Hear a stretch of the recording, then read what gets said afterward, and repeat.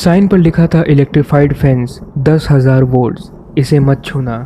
पर नेड्री अपने नंगे हाथों से ही उसे खोलकर गेट को अनलॉक कर देता है। वो वापस जीप के पास जाता है, गाड़ी गेट के थ्रू निकालकर वापस आता है गेट बंद करने के लिए। अब वो खुद पार्क के अंदर था। ईस्ट डॉक 1 मील भी दूर नहीं था। नेड्री पतली सी रोड पर गाड़ी भगाने लगा, तेज और तेज। उसे अपने टाइम टेबल के अनुसार ही चलना होगा। वह आसपास घने जंगलों से घिरा हुआ था। उसे जल्द ही बीच दिख जाना चाहिए। ये बेकार तूफान, उसने सोचा, ये सब कुछ बिगाड़ देगा, क्योंकि अगर डॉटसन की बोट ईस्ट डॉक पर नेड्री का इंतज़ार नहीं करेगी तो सारा प्लान बेकार हो जाएगा। नेड्री ज़्यादा इंतज़ार नहीं कर सकता था, वरना कंट्रोल रूम में भी उसकी कमी महसूस हो जाती। उसका पूरा प्लान यही था कि नेड्री ईस्ट डॉक जाता, एम्ब्रियोज डॉटसन की बोट पर रखकर कुछ ही मिनटों में वापस आ जाता और किसी को पता भी नहीं चलता। ये बहुत ही अच्छा और चालाक प्लान था।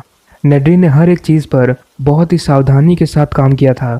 ये प्लान उसे $1.5 मिलियन का मालिक बना सकता था, एक बार में ही 10 सालों की कमाई, और वो भी बिना किसी टैक्स के। ये नेड्री की ज़िंदगी बदल सकता था। नेड्री बहुत ही सावधान था, यहाँ तक कि वो सैन फ्रांसिस्को एयरपोर्ट पर डॉटसन से मिलने गया अपने पैसों को देखने के बहाने से, लेकिन असल में वो डॉटसन की बातों को रिकॉर्ड करना चाहता था ताकि वो आगे चलकर धोखा ना दे दे। नेड्री ने उस रिकॉर्डिंग को एम्ब्रियोस के साथ ही रखा था। इन शॉर्ट, नेड्री ने सभी चीज़ों के बारे सोच रखा था, इस बकवास तूफान के अलावा। कुछ अचानक रोड के पार गया। ऐसा लगा एक बड़ा सा चूहा जिसकी मोटी सी पूंछ थी। पोजुम, वाह, एक पोजुम यहाँ कैसे जिंदा है? ऐसे जानवर को तो डायनासोर्स खा गए होते। डॉग कहाँ है? वह इतनी तेज़ी से ड्राइव कर रहा था। नेड्री को अभी तक पहुँच जाना चाहिए था। क्या वो गलत रास्ते पर है? उसे तो ऐसा नहीं लगता। उसने अभी तक रोड पर किसी प्रकार का निशान भी नहीं देखा था। फिर डॉग गया कहाँ? यह बहुत आश्चर्यचकित बात थी जब वो एक कोने पहुंचा और देखा कि एक कंक्रीट की दीवार की वजह से रोड खत्म हो चुकी थी। नेड्री फटाफट ब्रेक दबाता है, पर जीप से उसका कंट्रोल खो चुका था। कुछ समय के लिए वह घूमती है। उसे लगता है कि वह दीवार से टकराने वाला है, पर गाड़ी दीवार से सिर्फ 1 फुट दूर रुक जाती है। वह थम जाता है। कुछ देर के लिए तो वो गाड़ी के वाइपर्स की आवाज़ सुनता है। वह गहरी सांस लेता है। नेड्री ज़रूर गलत रास्ते पर है। वो वापस जा सकता था, पर इससे बहुत देर हो जाती। उसे कुछ और करना होगा, और ये पता करना होगा कि आखिरकार वो है कहाँ। वो अपनी जीप के बाहर आया। उसने बारिश की बूंदों को महसूस किया। ये सच में एक ट्रॉपिकल तूफान था।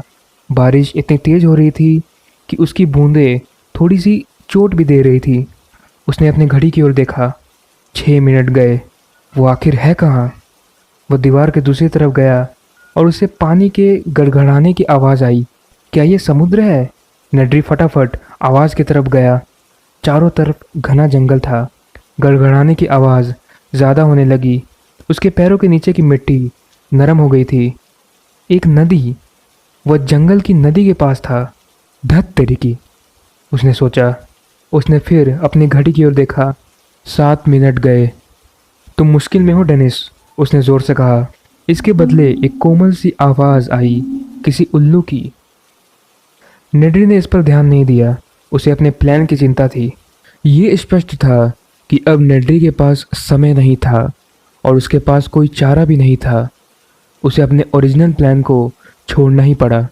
अब वह यही कर सकता था कि वापस जाकर कंप्यूटर को रीस्टोर करे और किसी तरह से डॉटसन को संपर्क करके उसे अगली रात ईस्ट डॉक पर एम्ब्रियोज देने का वादा करे। नेड्री को इस काम के लिए मेहनत करनी होगी, पर उसे खुद पर विश्वास था। डॉटसन से मिलने के बाद उसे कंप्यूटर से सारे कॉल रिकॉर्ड्स मिटाने होंगे। पर एक बात पक्की थी कि वह पार्क में और ज़्यादा देर नहीं रुक सकता, वरना उसकी अनुपस्थिति का पता चल जाएगा। नेड्री अपनी गाड़ी की चमकती हुई हेडलाइट्स की तरफ जाने लगा। उसे कोमल सी उल्लू जैसी आवाज़ सुनाई दी, पर असल में ये आवाज़ उल्लू की तो नहीं लगी। ऐसा लगा कि ये जो भी है वो आसपास ही है। नेड्री को कुछ भारी सी आवाज़ सुनाई दी। वह रुका और एक बार फिर से सुना। ऐसा लग रहा था कि ये जो भी है वो काफ़ी बड़ा है और ये धीरे धीरे उसकी तरफ आ रहा है। कुछ बड़ा, एक बड़ा डायनासोर, यहाँ से निकलो। नेड्री भागने लगा। भागते वक्त वो काफ़ी आवाज़ निकाल रहा था, पर अभी भी वह उस जानवर को सुन पा रहा था जो सामने आ रहा था। अंधेरे में वह ठोकर खाते हुए जाता है।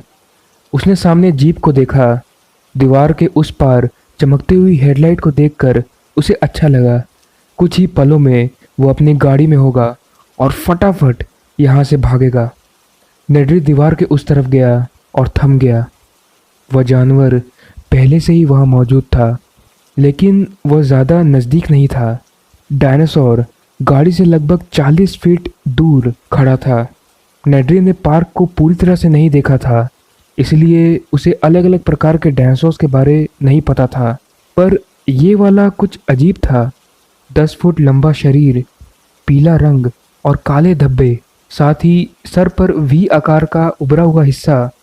डायनासोर हिला नहीं, पर एक कोमल सी आवाज़ निकाली। नेड्री रुका, ये देखने के लिए कि ये हमला करेगा या नहीं। शायद जीप की हेडलाइट की वजह से वह जानवर डरा हुआ है। शायद उसे ये आग जैसी लग रही है। डायनासोर नेड्री को घूरने लगा और अपना सर हिलाया।